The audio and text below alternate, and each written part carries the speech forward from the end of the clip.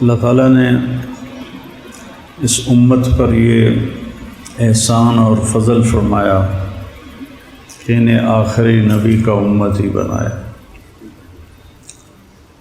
اور ان کی کتاب کو ذمہ لیا کہ میں اس کی حفاظت کروں۔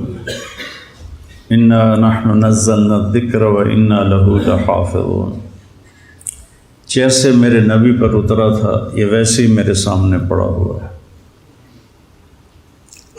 1935 میں جرمنی بہت طاقتور ہو گیا تھا۔ وہاں کے پادریوں نے 70 بائبل کے نسخے اکٹھے کیے، 70۔ ان کو جب آپس میں ملایا تو کوئی ایک نسخہ دوسرے سے نہیں ملتا تھا۔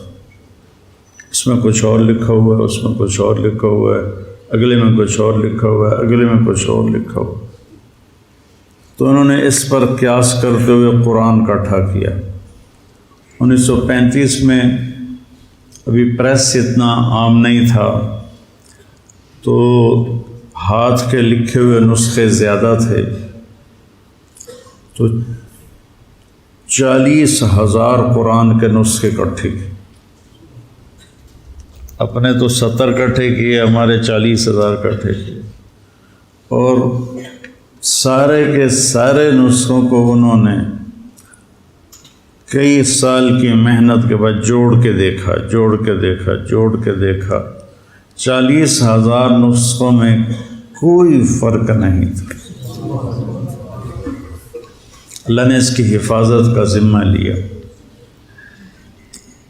تورات، زبور، انجیل کسی کو یاد نہیں ہوتی تھی، کوئی اس کا حافظ نہیں ہوتا تھا، اس لیے ان کی نماز میں تلاوت نہیں تھی، تسبیح تھی، جتنی کوئی پڑھ سکے۔ لیکن ہمیں اللہ نے ایسی نعمت عطا فرمائی کہ بوڑھا بھی یاد کر لیتا ہے، جوان بھی یاد کر لیتا ہے، بچہ بھی یاد کر لیتا ہے، اور اگر وہ اس کا مطلب جانتا ہو اور نماز میں وہ قرآن پڑھ رہا ہو تو وہ ایک نئی دنیا میں ہوتا ہے، ایک نئے جہان میں ہوتا ہے جس میں گم ہو جانا۔ حضرت علی رضی اللہ تعالیٰ عنہ علیہ السلام کو تیر لگا تو انہوں نے نکالا تو نکلا نہیں، تو انہوں نے چھوڑ دیا کیونکہ تکلیف بہت ہو رہی تھی۔ تو وہ نماز کے لیے کھڑے ہوئے تو انہوں نے تیر آرام سے نکال لیا۔ تو نماز کے بعد فرمایا تیر نکال لیا؟ کہا مجھے خبر بھی نہیں ہے، مجھے پتہ بھی نہیں چلا۔ تو نماز ایک میں جب قرآن آتا ہے تو ایک الگ جہان قائم ہو جاتا ہے۔ تو اللہ تعالیٰ نے اس کی حفاظت کا انتظام کیا، اس کے حفاظ بنائے۔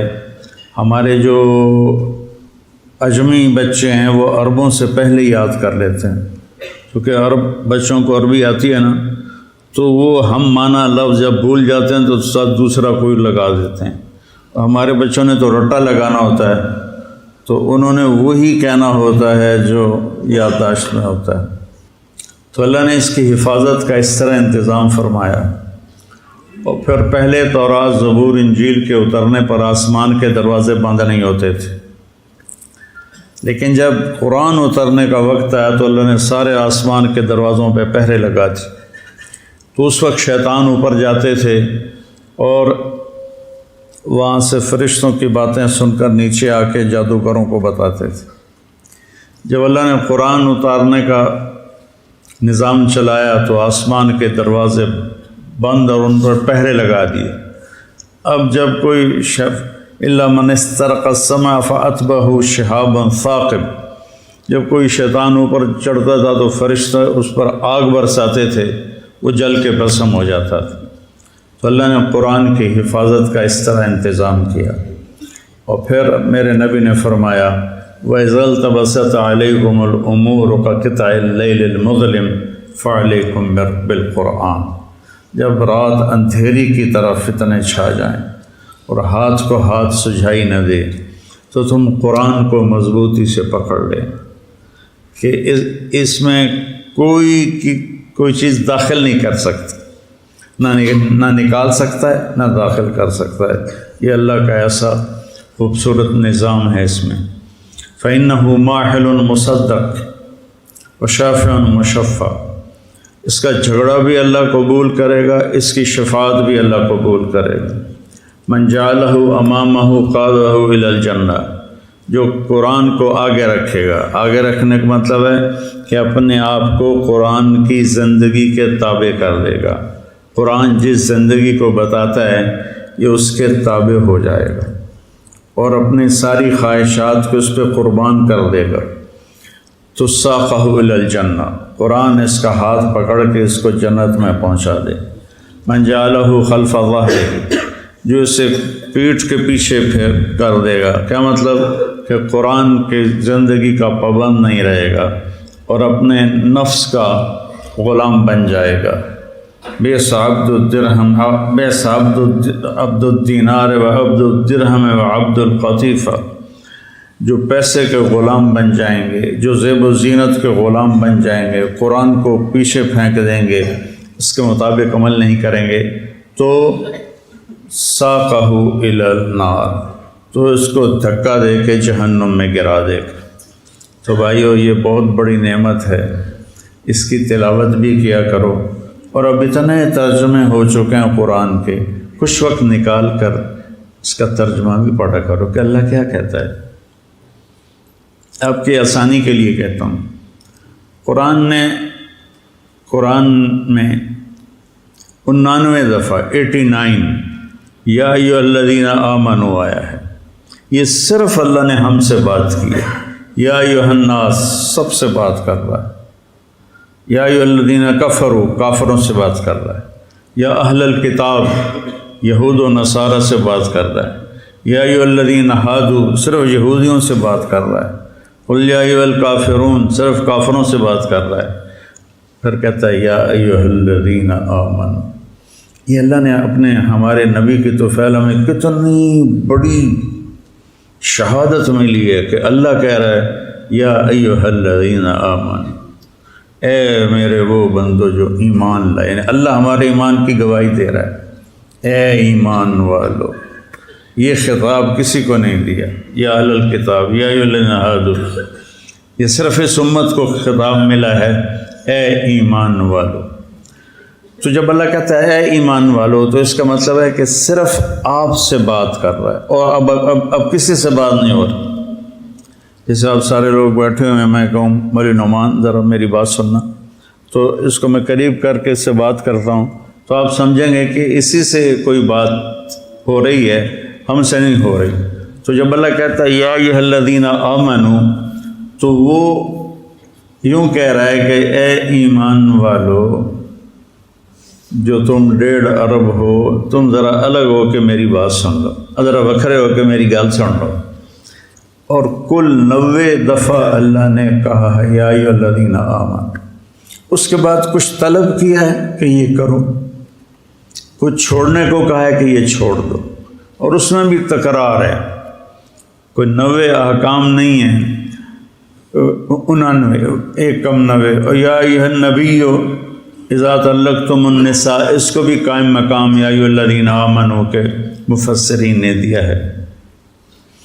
تو صرف وہ پڑھ لو یا ایھا الذین آمنوا، اے ایمان والو، اے میری گل سن لو، وہ چن لو۔ اس پر کتابیں بھی لکھی ہوئی ہیں، الگ کتابیں ہیں، ان کا ترجمہ بھی ہے، تو وہ پڑھ لو۔ اصل تو پورے قرآن کو، ورنہ چلو اتنا ہی پڑھ لو، تو قرآن سے ہمارا دل لگ جائے۔ حضرت ابوبکر صدیق کے زمانے میں قحط آ گیا، تو لوگ بڑے پریشان ہوئے۔ حضرت ابوبکر صدیق خلیفہ تھے کہ جی کیا کریں کیا کریں، کھانے کو کچھ نہیں، کہنے کہ انشاءاللہ اللہ کی مدد آنے والی۔